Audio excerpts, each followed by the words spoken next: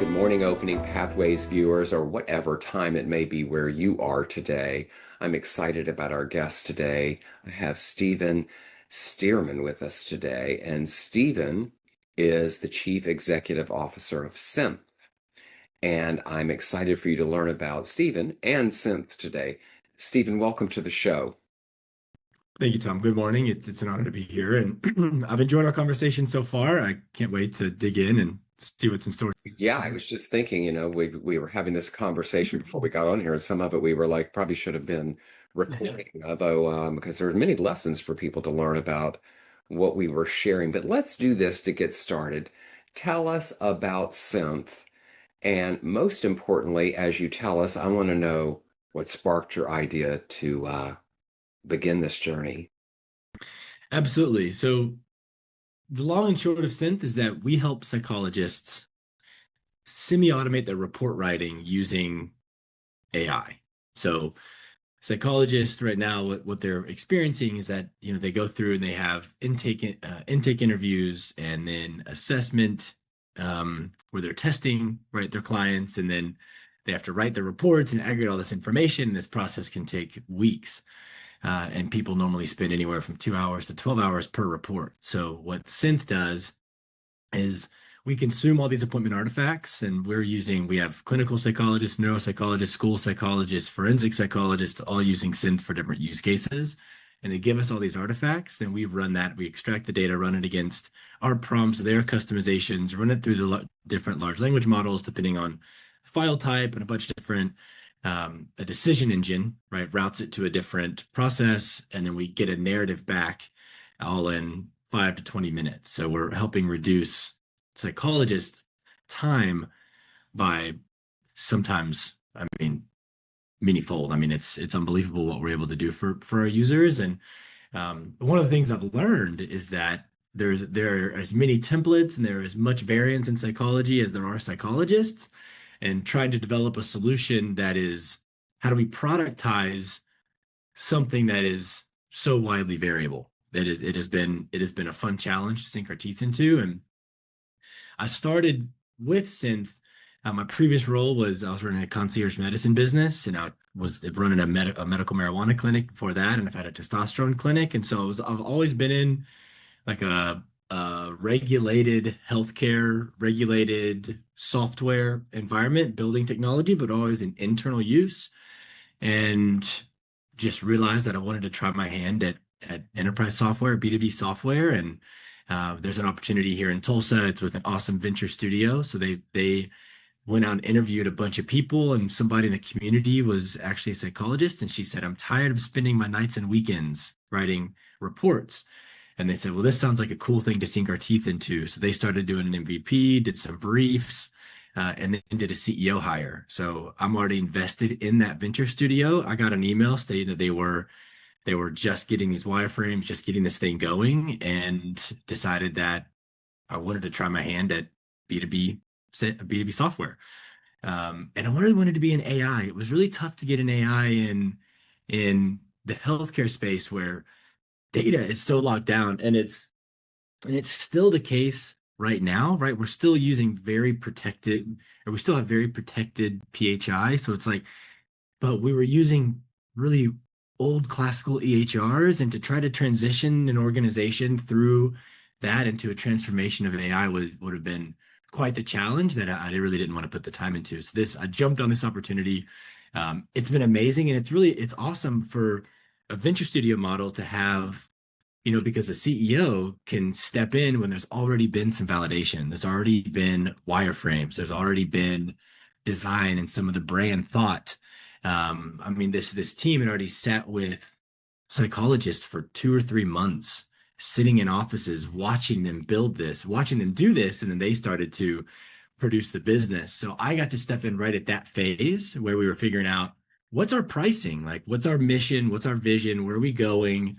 And that's a really fun stage to jump Yeah. in. So that was how all that got started. And in Tulsa, Oklahoma, where I'm based, there really aren't many, there's not much innovation on the B2B enterprise software side. There is more on like the energy industry, but not with this. So it was a really great opportunity for me to jump in and work in a community of builders here in town. And I'm an extrovert. I need to be around people that are building and moving and shaking. And the healthcare thing wasn't it. So I'm just really Yeah, yeah. excited to.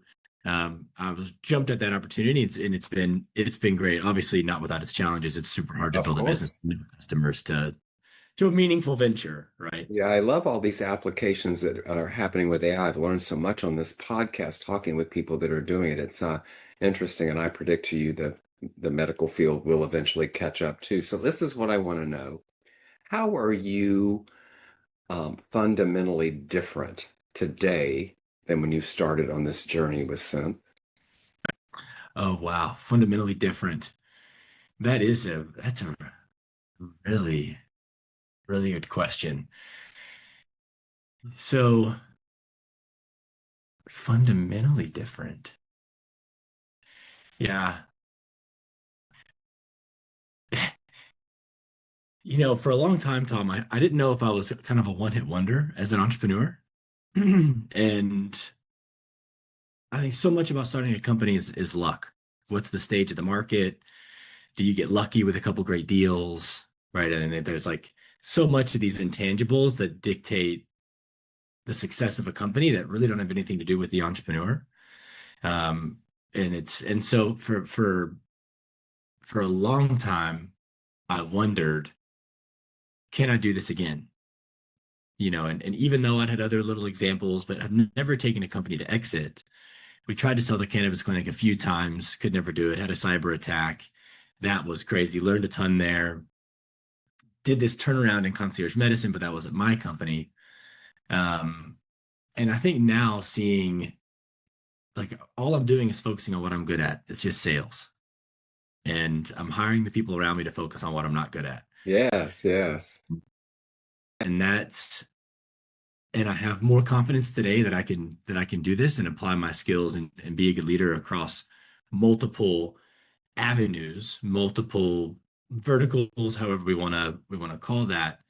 Um, and while I'm far from the finish line with this company, we only had a few customers, and now we have a couple hundred customers, and now we're soon to be profitable in a company that, you know, I'm a bootstrap tortoise. There's different entrepreneurial profiles. We've raised a couple safe rounds of just a few hundred grand, and we've been able to build what's seemingly a nice business that's adding a lot of value for our users. And I know that they would be very upset if we disappeared.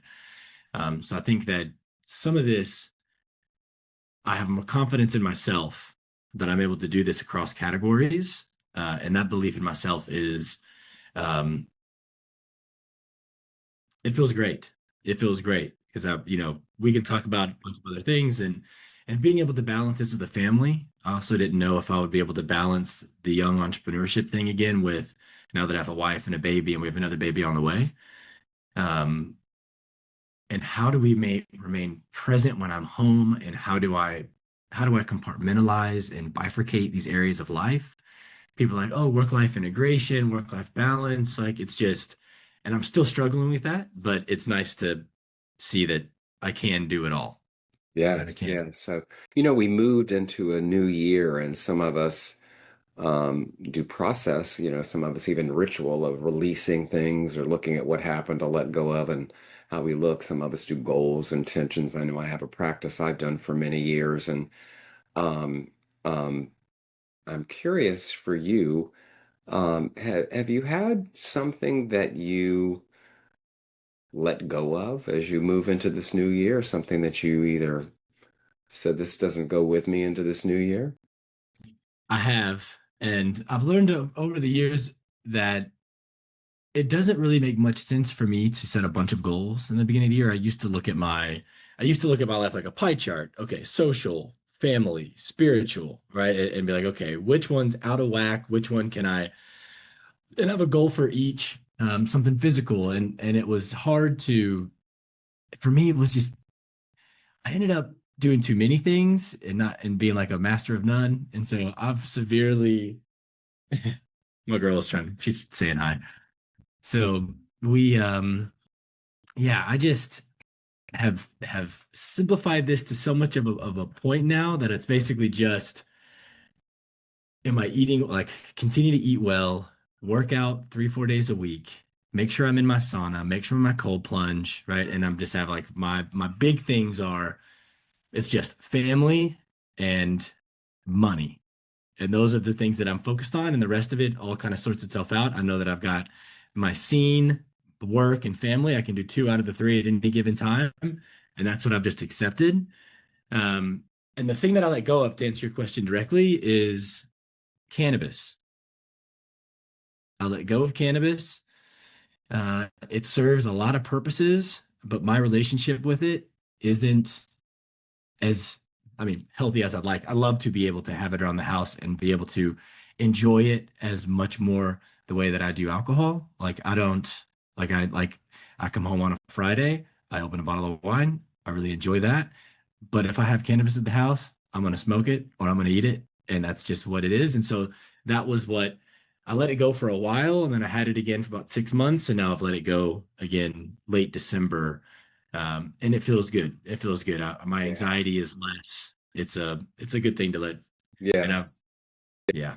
Yeah, it's interesting, isn't it? If you read my book, you'll learn about my history with it, and I find that our heads get clearer, and I know I've seen that I have huge exponential growth when I allow my brain to get a little clearer from any kind of influences. Is that your baby behind you that you're looking at? She keeps trying to come in the Of office. course Yeah, she does. Of course she does. she's almost 2, and she hears I don't work from home often, so when she hears me in here talking, she wants to just come in and She does. She she wants to know what barely daddy's. see. It's her playroom anyway, so it Yeah, has she wants her. to know what daddy's doing. So I want to go back to what you just said because about the pie chart, and the work at the Academy for Coaching Excellence, where we train coaches around the world. We talk about forms of energy, and there's Mhm. like time and relationship, the energy of support, which is you've been speaking to today, physical vitality, there's relationship. There's actually six of them, and I like to view them in my work as tanks. And sometimes people think the tanks are all supposed to be full. Mhm. And really, for me, what's more critical to look at is which ones are in excess and which ones are really running low on fuel. Like when our car gets down and the light comes on, we know we're going to have to put some fuel, whether it's energy or oil or whatever gas, whatever it is that needs to go in it, just as when things are in excess, they can feel. How do we make these things more balanced versus they all have to be high?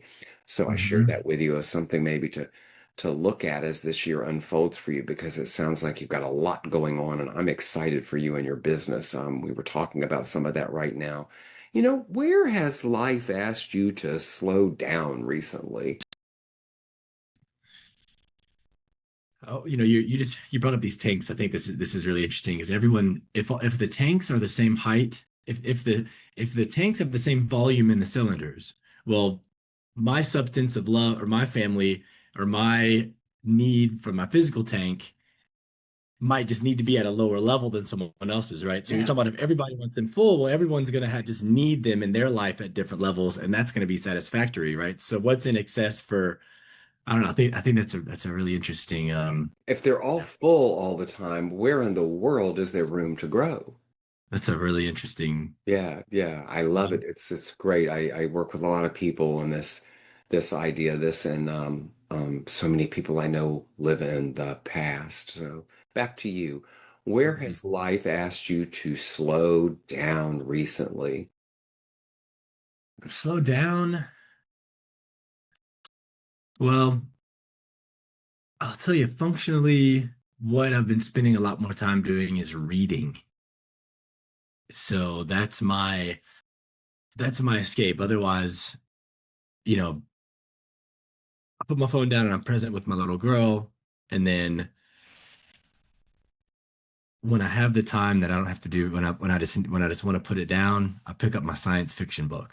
So that's a big one for me. Right now I'm reading Hyperion by Dan Simmons. It's an exceptional book, but I got away from reading for a little bit. So like what did I give up? Cannabis. What did I pick back up? Was reading, physical book. So I did a lot of audio to the tail end of the year. And so that is like I wake up in the morning and I make bone broth and I make my coffee. And not during the week, on the weekends, and I'll while the kid's still sleeping and the wife's still sleeping, and I'll read for a bit of time, and I find that to be an amazing release. And even at night on the weekends, I'll do the same. I'll just lay in bed. The girl typically co-sleeps with us, and so I'll have my book. So instead of do some extra stuff or watch TV, that's my like slow down and let my brain, even though science fiction oftentimes is not like a release for the brain necessarily, but it is from Takes you the away. Takes you for sure. Takes you away. something to let my brain, it's like let the files of the day, let the files of kind of sit, right? Like, okay, what are all the things that I'm always thinking about and the stresses that I have? She's a stay-at-home mom, and like how do I deal, like I'm like, let me just let these things file away and like set while my conscious mind is on this book. So that's a thing I've picked up. So I guess you could say slowing down Good, and good, good. How has your relationship with risk changed as your responsibility has grown at Synth? wow, such a good question. Wow, my relationship with risk. There's so many things to talk about with this because, you know, now with a wife and a baby, another on the way, I view risk, especially financially, in a different light. And, I used to put a bunch of money in little private companies. I'm not doing that anymore. Right? I mean, like the return profile has to be so much greater. The chance of success has to be so much higher, or it's more of a moonshot for me to put my capital in places that aren't more of a guaranteed return. I think about things like expenses. I pulled money in the market and I bought my house in cash because as an entrepreneur, I was like, cool, I've got a wife and baby now. If something happens to me, this needs to be there for them. Like I don't want them to be burdened by these expenses. So I wouldn't have done that.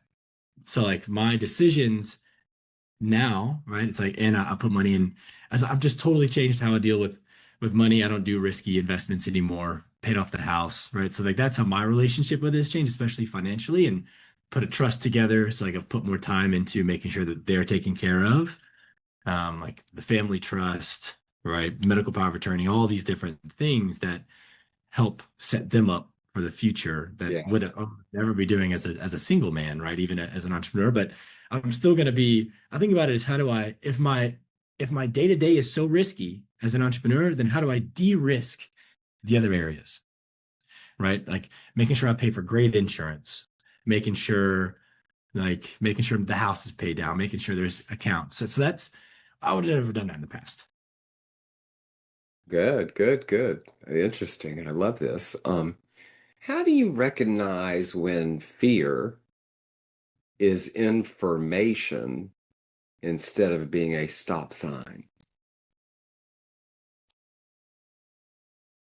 Fear is information rather than a stop sign. And is this framing it like not being stopped by fear in a sense? Is that like you're saying don't Sure. not Well, being where not being sometimes I think we feel fear and we can have many reactions to it. And some could say fear is an opportunity for growth. Some could say fear is just something new. Some could say, if a bear is chasing you, there's probably a different kind of fear that you need to react to. I'm not talking about the bear chasing you, although some yeah. things in our lives feel like bears are chasing us. But Yes. how do you know when it's something that's just giving you more information or an opportunity to look at something differently versus put the brakes on?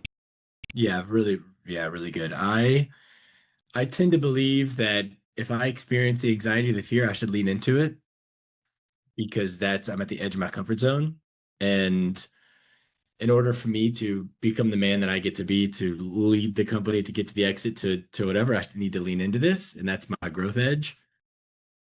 And yeah, it's kind of scary, but that's just my default. That's my default mode right now. If I'm snowboarding or mountain biking and I feel that fear, it's a different, right? It's like maybe I don't need to do this jump because I've got other issues now, like the family that I don't need to sit here and break my leg because then what am I going to do? So that's another instance of like reevaluating the things that I do because of my risk profile due to my family or the company. Yeah, I lean into it. I lean into it. You You know, good? I do my best so that it doesn't cause procrastination. Because I mean that's just the no, that's not gonna work. I either lean into it and do it myself or I find someone to do it for me. Yeah, Either yeah. way, either way we're getting We're gonna get we're it getting done. through it. Yeah, yeah, yeah. I have a buddy who's very successful at what he does, and he's like done Iron Man 3 times. He does these extreme things, and he's getting ready to do something called the death race. And I'm like, look, dude, Oh, just the title of it, right? The title of it. And I watch him do these things. He did something in, I think it was in Brazil, where you're by yourself and it's like 24 hours, you're running up mountains, that crazy stuff. And they're having a baby in March. And I said, I can't wait to see how you shift once that baby is out oh and in yeah. your arms, of how you're going to look at these things a little bit of this risk level you take in extreme stuff. And it's going to be fun for me to watch. So I love it. Yeah, So that's interesting. And to put this into practice, because I've never raised money, like I've never raised big money, right? Like I've gotten some friends and family money. That's not, I've never felt any sort of um I've never felt any sort of trepidation to raising small capital, but I've never raised big money before and never had to pitch the business properly to people I didn't know, which it really should be easier to me than pitching it and getting money from people I do know, because now I actually know that if I lose their money, I know them. I'm going to see them, right? Like they're in my relationship. I love them. They're my circle, and they're putting their faith and trust in me, as opposed to somebody who's spending other people's money who it doesn't matter to them if you lose it at all. But to this like self-image, to this, confidence thing, I had a lot of trepidation about going to the market and raising venture capital. And I thought a lot about why am I sent the emails, I got on the calls, but I didn't enjoy it, and I felt a lot of trepidation to it, but I knew that was because this is the edge of my comfort zone. Like I really don't enjoy public speaking all that much, but I know I need to because I don't enjoy it. It's like this is why I should be doing it, is because I don't enjoy it. And so I felt the same way about raising money. I was like, screw it, I just need to do this thing. So that was the latest example where, but we ended up being able to not raise because we were growing enough where we could kind of grew our way out of, and then close some friends and family. So it didn't really matter. Um, but yeah, that was a recent example of where I had to push through some of that fear. tell me this, what are you most proud of? Not publicly, not professionally, but personally. Personally, I mean, I'm there in August of 2019, I started the company, and not after that, I started therapy. And my therapist was a no bullshit kind of guy, left the military, worked with people in prisons before getting into private practice. No bullshit. I worked with him weekly and then biweekly and then once a month for 5 years. And spending the time with him, investing in me. Because yeah, at that time, right, starting the company, I was broke. It was expensive, but dedicating the time, putting in the energy, and going in there and actually talking about the things that mattered and not being scared.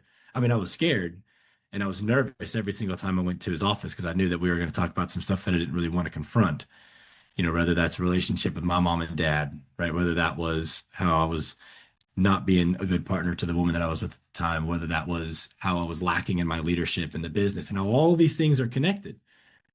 Um, so that is something that I'm extremely proud of, Yeah, I love it. is putting the energy and then openly talking to my community about it. Not, where then we were able to have very meaningful conversations and everyone got closer because then that was something we all did. They ended up all basically going to therapy was then set as almost the standard in our community. And as a community of men, that can be difficult. It can But then be. everyone ended up getting their own therapist. And then we were having amazing conversations that really opened our relationships up, not only with ourselves, but with our partners and professionally. So I think that was kind of leading the charge there was something that I'm super proud of. And then I did a program. It's all around personal growth. I'm most proud of the personal growth part of the life. And, you know, the public acknowledgement of my deficiencies and working on those in community because doing it alone is very challenging. Yes, yeah. What values are non-negotiable for you? Values are non-negotiable. Communication, direct communication. I mean, freedom and independence is something that's super important to me. Let's see. Yeah, open communication, independence, acceptance, Mm. like accepting me, I accept you, right? We can still have good conversation. I Yeah. can still love you, you can still love me. Yeah, my we had a contract. We came up with a contract in this thing called it was called Ascension Leadership Academy. It was like MITT or Landmark or one of these professional growth. And the contract that resonated with me was I'm a loving, acceptable, I'm a loving, accepted, vulnerable leader. So just those things always resonated with me being able to love myself, accept myself, be vulnerable to my community, be vulnerable to those around me, and really lead Yeah. with vulnerability. So um, vulnerability, communication, those are top of Yeah, the they fall in a big bucket I call just be who you are. huge. You know, just be who you are. We tend to, as humans, like to layer on stuff or give names to stuff or decide that we have to show up a certain way or be a certain thing. And I don't know, life has taught me just being who you are is more than enough. And in fact, it opens so many doors. And if nothing else, people are going to eventually find out who you are anyway. So Totally. might as well go ahead and let it out the gate, right? Tell me Lead what with it. what boundary has become essential to your sustainability? You're busy, you've got a lot going on, you got a new baby, family, lots of growth, your company going through changes. What boundary have you had to put in to make sure your sustainability is available to you? I think about two things. One is kind of like a little bundle, but that little bundle would be I'll make sure that I'm in the gym a few days, like 3, 4 days a week, right? And if I'm not, that also counts doing a ruck. It also counts taking a long bike ride, right? Just something that gives me being physically working out, feeling those endorphins. It's critical to my mental health, and my wife knows that. That is a boundary that I have to that I live by. Um, and seeing a friend once a week. I need to see one of my boys once a week. And typically we do it over beers. Uh, And that is my wife accepts it. I love her for it, right? I mean, it's only once a week, but when I work a lot, sometimes it's a tough ask. It's a tall order because there's no days off for raising kids. There's no hour off when you're the one that's raising the kid, right? So she's working way more than I am. And so, still get to pour into her, get to pour into the baby, get to pour into this next kiddo for sure. And she's pregnant. Like sometimes we're like, hey, I'm going to go have a few beers for a couple of hours. It's kind of a tall order, but she knows that it's important yes, for me. yes. What does renewal look like for you beyond rest and time off and having a few beers? What does renewal look like? I mean, the knee jerk reaction I have is, when I spend time in the sauna, but I don't know if that's, renewal, like a refreshing of, I don't know, Tom. What's renewal like look like for you? I'm Well, not I I'm not think sure. being in the sauna is a perfect example of renewal. Okay. For me, sometimes it's not compromising my Pilates practice or the walk I take in nature, because for me, that clears away cobwebs. I know it's good for me. I sit in front of these screens and little boxes a lot and Oh my so God. I think renewal could easily be sitting in the sauna where you're, if nothing else, letting out toxins and moving things around in your body. So I thought that was a good one you said. Yeah, I've been committed. I bought a sauna from Costco a couple years ago and then upgraded to the best engine, the heater engine I could find that actually you can do app controlled stuff and schedule it. And other than that now, because I'm recovering from the back surgery, I'm in that sauna 4 days a week. And I have a cold plunge out there too. So like the regiment of Yeah. working out and or sauna cold plunge, I mean, that's been that my mental state through that because of the exasperation and then the contrast to the cold. And I mean it feels just amazing. Yes, yes. These things. See, there you go. Perfect for renewal. I know I was at this years and years ago were for this company and they came to me. I was so crazy busy and they came and said, we need an executive to go to this retreat. It was a contest for some people. And if an executive shows up and speaks, then nobody has to pay taxes and we need you to go. And they put a brochure in my hand and in my brain is going, I have no time for this. I can't do this. And I'm looking at this thing and I'm going, this looks like pretty sweet, right? So like, oh, twist my arm. So I can go do this for 2 days. So I remember I flew into this place and gave my talk and motivated everybody and did that. And they were there having a great time of what they had won. And so I decided I was going to go to the spa. And they had this one, I'm sure there's a name for it. I think it's from Italy, but measured at a perfect height that the water comes over like a waterfall and lands on your back. And this measurement of what the pressure is, it was, I want one now at my house. It's like I've always dreamed of it, and one day I'll have one because it was literally like having an hour and a half massage in about 15 minutes because just the water by nature and going down your body, but the pressure, it was as if it, just started making everything melt that because that melted, Mm, everything else did. So renewal mm. means many different things to people, but I like your sauna. You can keep the cold plunge, but I like the sauna idea. So tell me, what's the boldest vision for Synth for the next period of time here? Yeah, the boldest vision for Synth right now we're hiring a DevOps and a QA person as we discussed. We already have the thing created, the job ad. And what this enables us to do is, I mean, we are becoming the new operating system for clinical psychologists. So the boldest Amazing. vision here is that by the end of the year, we have two new products released that works alongside their workflow. And at that point, we're going to be indispensable to the practice and really moving into becoming a system of record.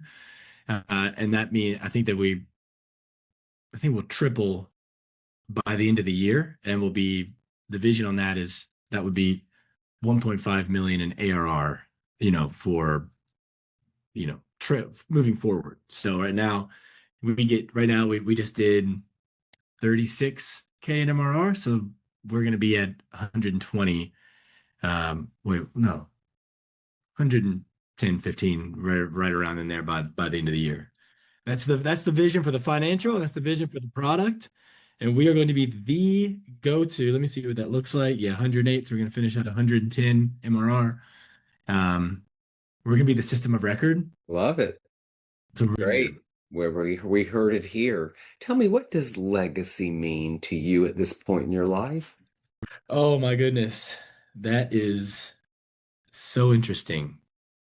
Legacy, legacy to me right now is just raising good kids, people that are grateful and kind and want to leave the world in a better place than I found it, right? And that's me leaving the world in a better place than I found it, right? When I came in by raising great kids, and one of my missions is, one of the things is I want to help people get where they want to go. That's one of my purpose. And when I put numbers to that, I said I wanted to create 1,000 millionaires as the moonshot, right? And that's financial, but also just creating opportunity for people. And I've been really good at doing that so far by helping people that maybe didn't see the value in themselves, kind of like somebody gave me a shot. And, now there's several people that used to work under me that are now either directors or CEOs. And obviously that has to do with them, but really giving people the belief. It's like borrowed confidence, right? Like they're borrowing their confidence from me in themselves, um, and helping them get where they want to go. And Feels so great. that's really the legacy that I want to leave is like my funeral. People are like, he was always willing to help. Yeah, feels great. I know when I was at Facebook, everybody there was 20 and 21, and I was 50, old enough to be their father. And it was a great experience. And read about some of it in my book, but we had a reunion, some of the first employees, and I wasn't going to go because I thought to myself, hell, Tom, now you're old enough to be their kids' grandfathers because they're now in their 40s. And I went, and on my drive home, I reflected on what I had experienced. And while I didn't do it, as you just said, but I hope I had one little drop of something because these what I called kids back in the day were now amazing people making amazing contributions, and that felt so good, right? Tell me this. If young Stephen were watching this podcast, what would you tell him? Young Steven,